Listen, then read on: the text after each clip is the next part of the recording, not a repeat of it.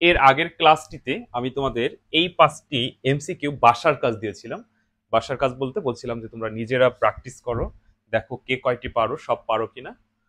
তো পরবর্তী ক্লাসে আমি সমাধান করে দেবো এটা বলছিলাম। তো এই ক্লাসটিতে আমি এখন সব কয়টার উত্তর বলে দিচ্ছি। আর আগের ক্লাসটি মানে আগের ভিডিওটি যদি কেউ দেখে না থাকো, সে এখন পারলে ভিডিওটি পজ করে নিজে নিজে চেষ্টা করো, ট্রাই করে দেখো কয়টা পারো। আমি এখনই সমাধান করে দিচ্ছি, এখন উত্তর বলে দিচ্ছি, তখন আমার সাথে মিলাবে। ধরো তুমি যদি 5টার 5টিই পারো, তাহলে ভাববা যে না ভালো একটা পজিশনে আছো। যদি দেখো যে না 5টার একটাও পারো না, তাহলে ধরে নিবা যে পরীক্ষা হলে ভালো করতে পারবে না।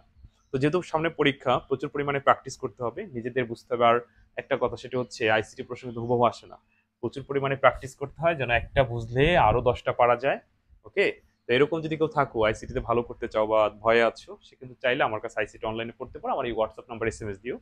এইগুলো কিন্তু আমার প্রাইভেট ব্যাচে মাত্র ব্যাখ্যা করে বুঝাইলাম। তো তোমাদের হালকা একটু সাহায্য করি।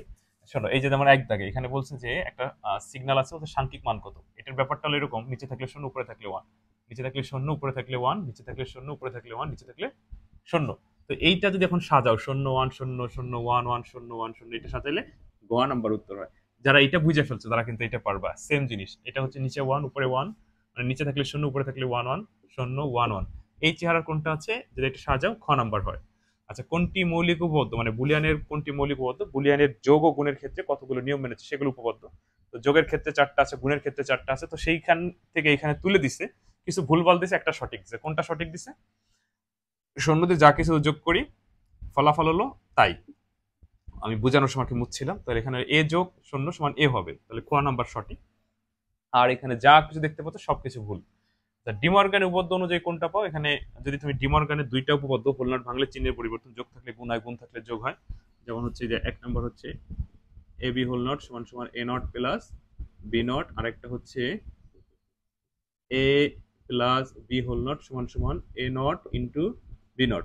তো এই নিয়ম অনুযায়ী, এইটার নিয়ম অনুযায়ী এটাকে ক্যালকুলেশন করলে সঠিক উত্তর হবে গহ নাম্বার। ওকে। আচ্ছা, নিচের কোনটি সার্বজনীন গেট? সার্বজনীন গেট হচ্ছে দুটি, ন্যান্ড এবং নর। তো সঠিক উত্তর হচ্ছে ন্যান্ড। এখানে নরও দেওয়া থাকতে পারতো বা অন্য। দেখো এই যে তুমি তো মুখস্থ করবা না, যদি এরকম মুখস্থ করো নিচের কোনটি সার্বজনীন gate, NAND gate NAND gate NAND gate, পরীক্ষার হলে এই প্রশ্নটি আসছে কিন্তু এখানে ন্যান্ড না দিয়ে নট দিছে, তখন তুমি আর রে আমি না ন্যান্ড মুখস্থ করে আসছিলাম, এখানে তো ন্যান্ড নাই, তাহলে সঠিক উত্তর করতে। এই জন্য কখনোই এই বহু নির্বাচনী প্রশ্ন বা আইসিটি প্রশ্ন মুখস্থ করতে যাবে না।